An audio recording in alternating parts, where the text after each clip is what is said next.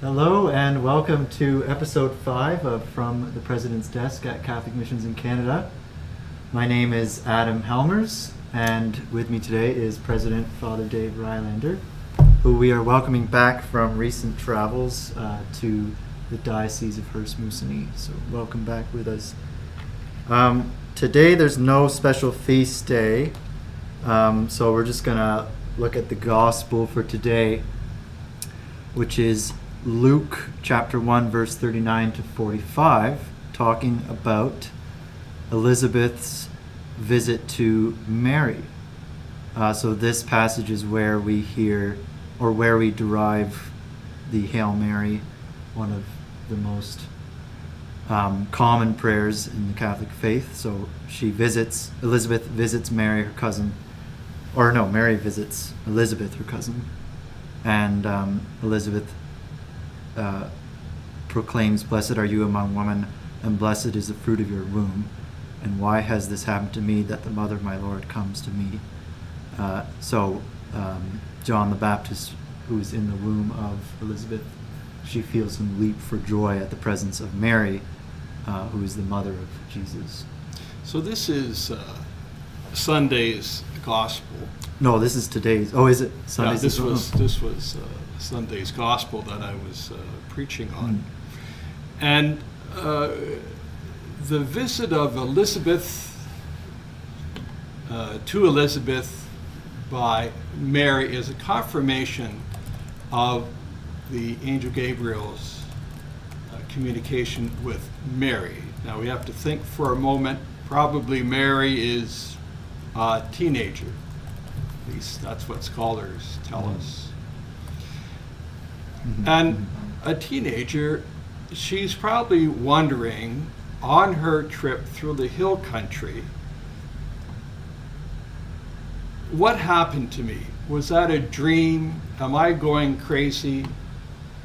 She'd be thinking about the response of her parents and of Joseph. When she comes to Zachariah's house and is greeted by Elizabeth, it's a confirmation of what God said through the angel Gabriel. This is really important. When we look at the humanity of the story. Also, that they form community. Mary needed help in understanding what God said.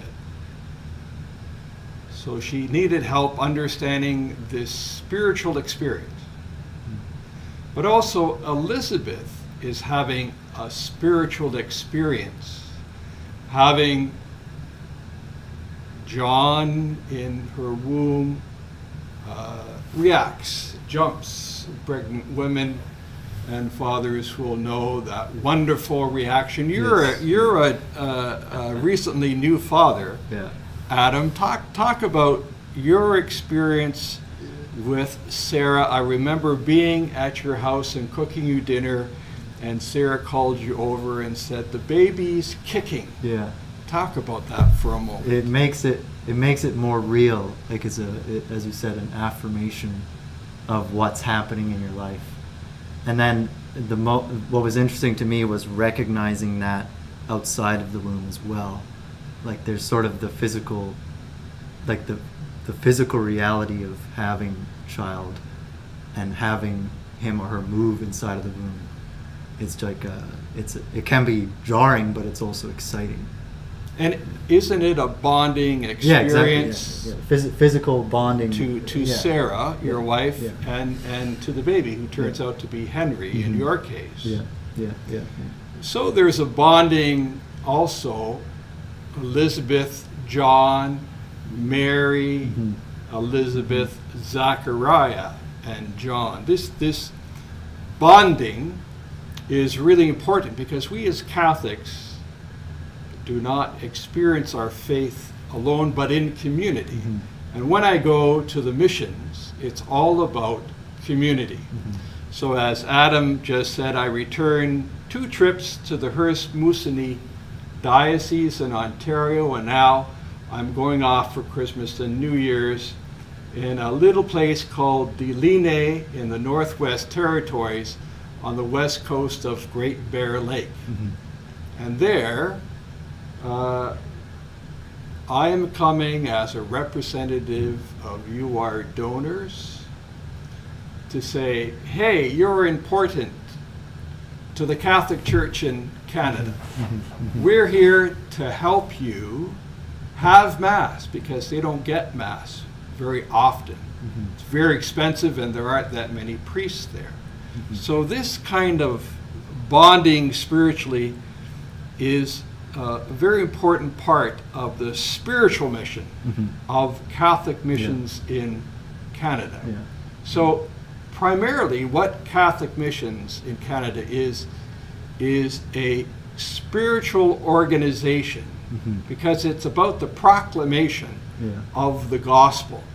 Mission, coming from misere in the Latin, means to send. And as I've just written in our winter magazine, it was used by the Jesuits during the Age of Discovery to mean sending missionaries to proclaim the gospel. So even though a lot of what we do here at CMIC is monetary, what we are funding is spiritual action, proclamation of the gospel and sustenance of these small communities in Canada that don't have funds, resources to have what we have in the cities. And that's exactly why we try to start these episodes with either reflection on the saint of the day or reflection on the gospel passage, because the starting point is prayer. The starting point is a spiritual reality. And Father Dave mentioned the winter magazine. That is now out in homes.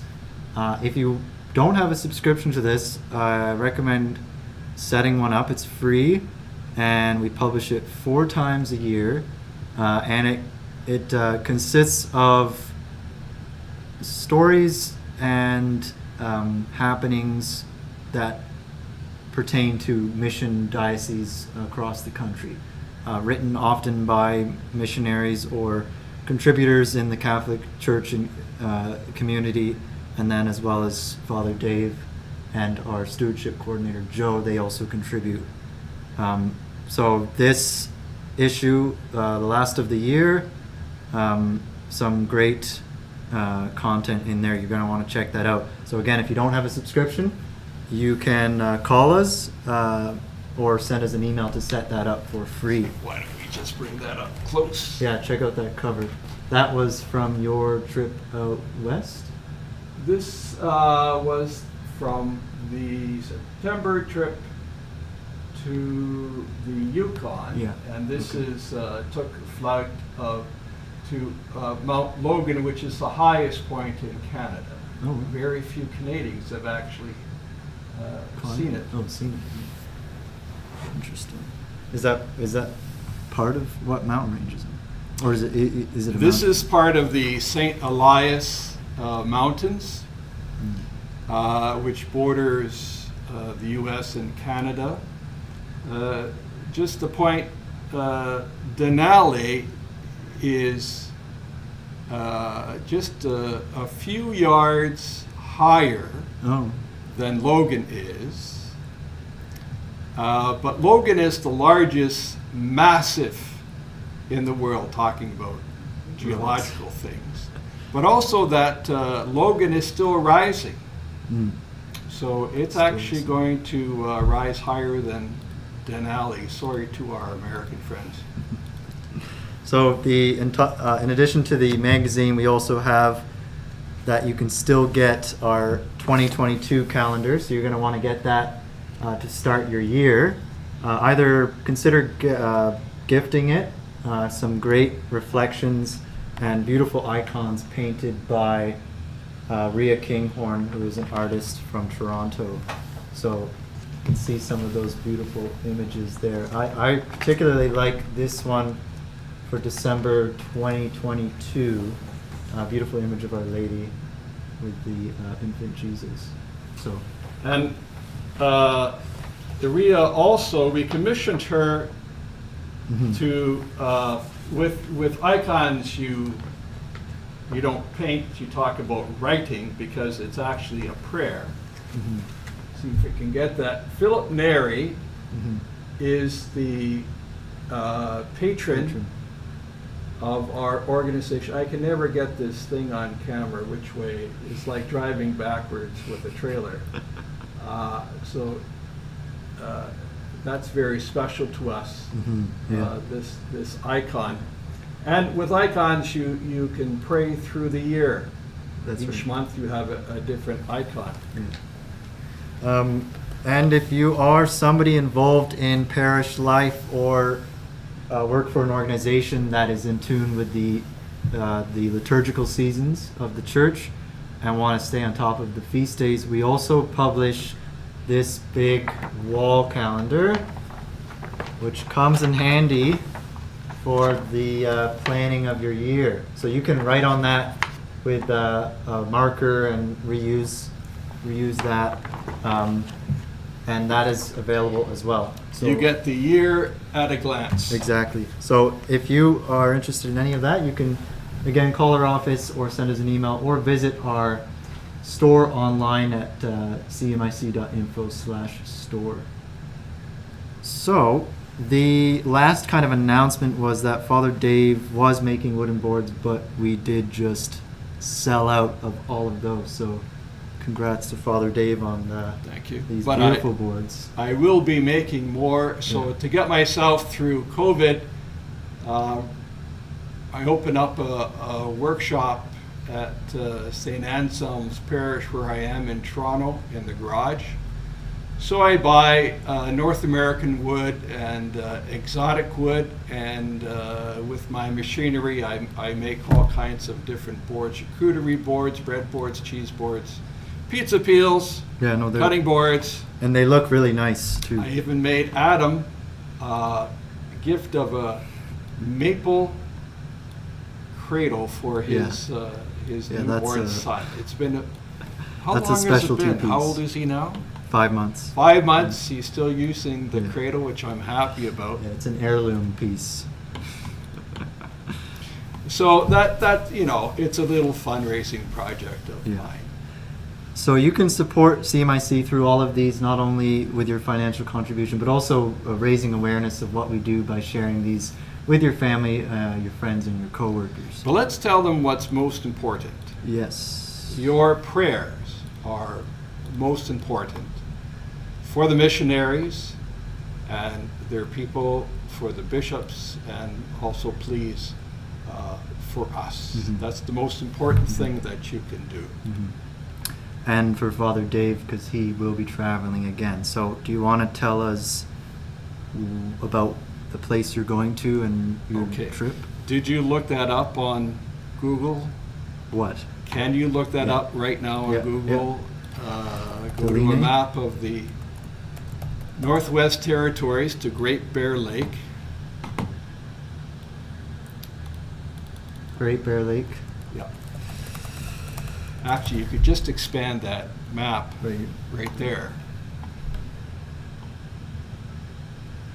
Not expand it, but contract it. And you'll see where that is located in the Northwest Territories. Share this.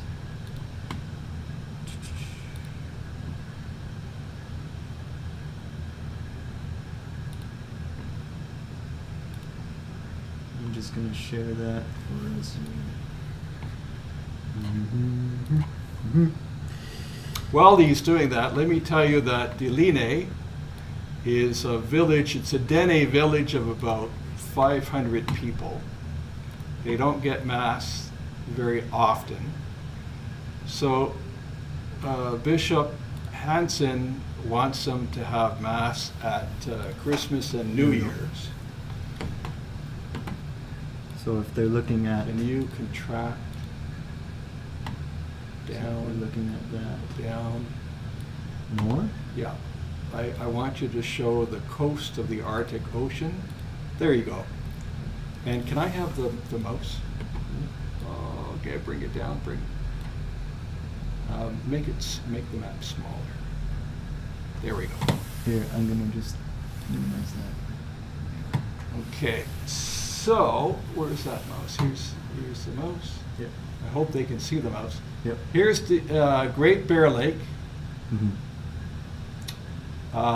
This line denotes Nunavut, and this line Alaska.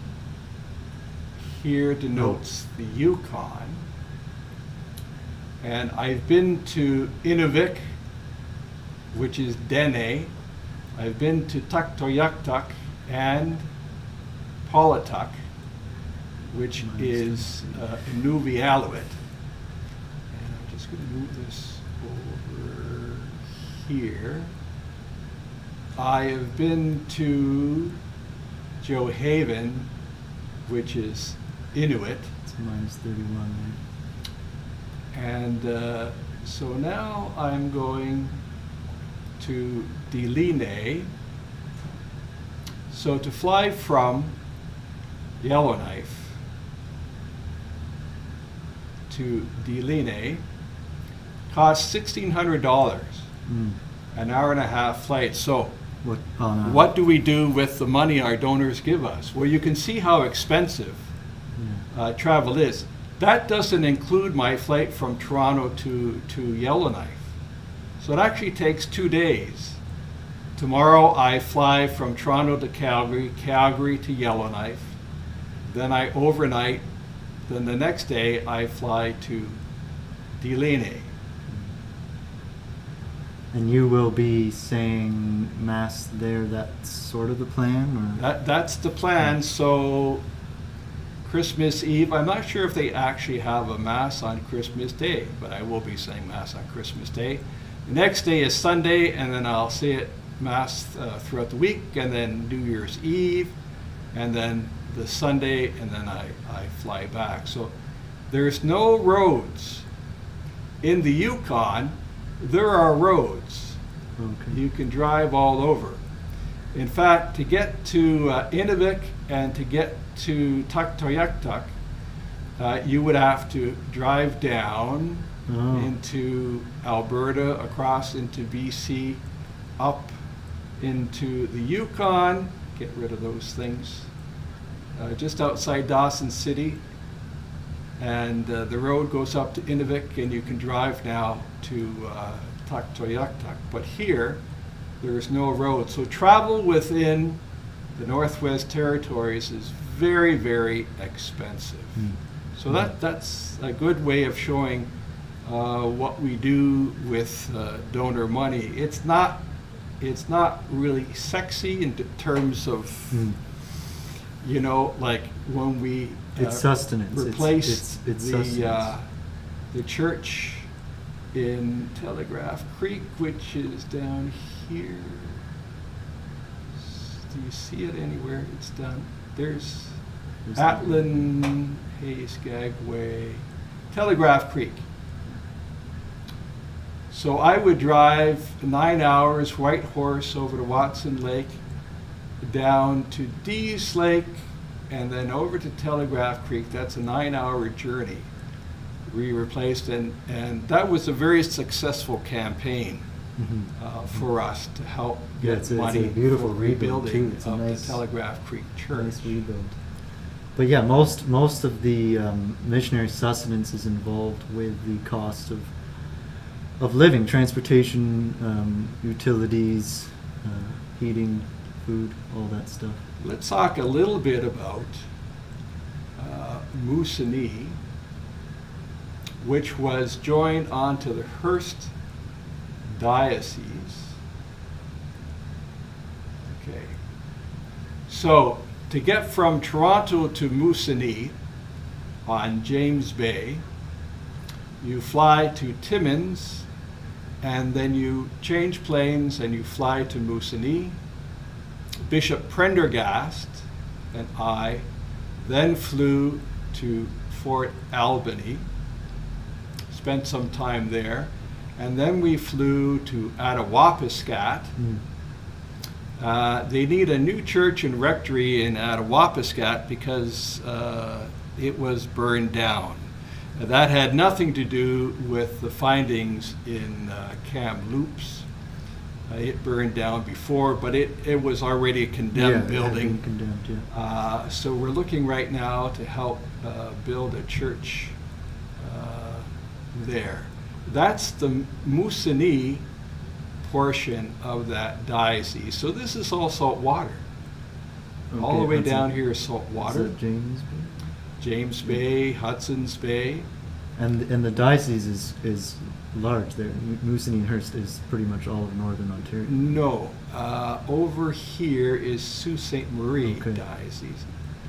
And now Hearst, this is the northernmost highway in Ontario, Highway 11. And where's Hearst? There's Hearst is right Hearst, right there. And it comes down. Timmins is over here, and the Sioux is over here. So it's not a really huge diocese, but once you go up this way, there's no roads. Mm. So that's No all roads at all. fly-in access. Fly in, or if they build an ice road, Mm. you can do that. But that's only a month, maybe a month and a half in the winter. So, and it's very expensive traveling once again. Now, having said that, we have mission dioceses right along the American border. Mhm. Mhm. So they're not all in the north. That's right. They're not all in the north. In the north, it's very expensive travel, food, and Building, gasoline. even building stuff too. Building is hugely expensive. But all of Saskatchewan, all of Manitoba, all of northern Ontario, and now right along here, as I'm taking the mouse, that's all Amos diocese in Quebec. We share 50% of that with Mission Chenu, Newfoundland, Labrador. We support those also. So we're not totally a national organization, but pretty close. much looks Pretty close. looks Pretty that close. way, doesn't it? Yeah. Yeah. And so think about that as you're celebrating, if you're attending Mass for Christmas this year, just think about your brothers and sisters in the faith in those places in Canada that are remote, fly-in, or hard to reach. Father Dave will be most likely celebrating a Christmas Mass or maybe the Feast of the Holy Family in a mission community. So keep him in your prayers as he travels. And let's see here. So do you have any, you want to share a Christmas greeting, Father, and then maybe identify something you're excited about for the new year? So, from all of us at Catholic Missions in Canada, our Board of Governors, our Gala Board, our staff, we pray a blessed and holy time for you with your families, especially protection. Now that the new variant is out, a lot of people are concerned about that. I was hoping to visit families in Deline, and I still may do that. We'll see what happens with the numbers, but please be so careful during this time. The virus is real. I have been double vaccinated and I got the booster. I wear the mask. This is really important. I know you're tired of listening about the pandemic, but do not kid yourself. It is real. So please be careful, even with family. at Christmas. We don't want to lose any of you or have you end up in the hospital. Actually, that's something I have to be very careful about, because if I were to get that virus there, I would be totally useless. All that money spent for nothing. So I have to be doubly careful. And also, healthcare access in isolated communities is limited. Limited to a nursing station. Yeah, exactly. Yeah. And I know from all of us here at the office, we will be closed for Christmas, starting the 24th. Yeah, Friday. No, that's the 25th. Thursday. Thursday. 23rd. And we'll be back on the 4th of January. But if you wish to make a donation for end of year, if you donate online, that's totally possible. And you can call our office and we will take donations via credit card. If you are sending checks, please be sure to send them before the end of the year. And we will send tax receipts for the end of 2021. It's been a crazy year. I think that we can all say that, and honestly, without the support without the financial and also the spiritual support of all of those who pray for the missionaries in Canada, I don't think we could have. I don't think we would have as positive an outlook as we do moving into 2022 in terms of our grants availability, the plans that dioceses are making. Like, we're seeing a lot of dioceses looking at, expanding their ministry or restarting their ministry in light of moving forward from the pandemic. So I think there's a lot of excitement. Do you want to share any particular things you're hopeful for or excited about the new year? Dinele sounds like a very Catholic community. They're excited. They've communicated with me a little bit. And I really hope that the heat is not going to go out while I'm there. I'm looking forward to making new friends in Dinele and seeing a different part of the NWT. And I think just to continue your spiritual support of our organization and of our missions. And if you're able, basically what we do is give money to bishops. So, we're the money changers at the temple, so to speak. And we always need that, and you know that, so I don't need to repeat that. It goes a long way. And it looks like we have a Christmas candle? Yes, one of my staff gave me a mug that says Merry Christmas. And it smells... that her father made, and there's a candle inside that I can't show you, but it's almost burned out. So I'm looking forward to drinking tea from this when the candle finally finishes. Okay. So a warm light burning for you at Catholic Missions during this holy time of year. Yeah. And we will keep all of you in our prayers this Christmas season. Stay safe, stay warm, and enjoy the blessings of Christmas and a happy New Year. That's it for 2021. We will see you again with episode 6 in the new year. And please communicate with us. Let us know if you like these blogs and if we should keep doing them, and give us topics you want to hear about. Yes.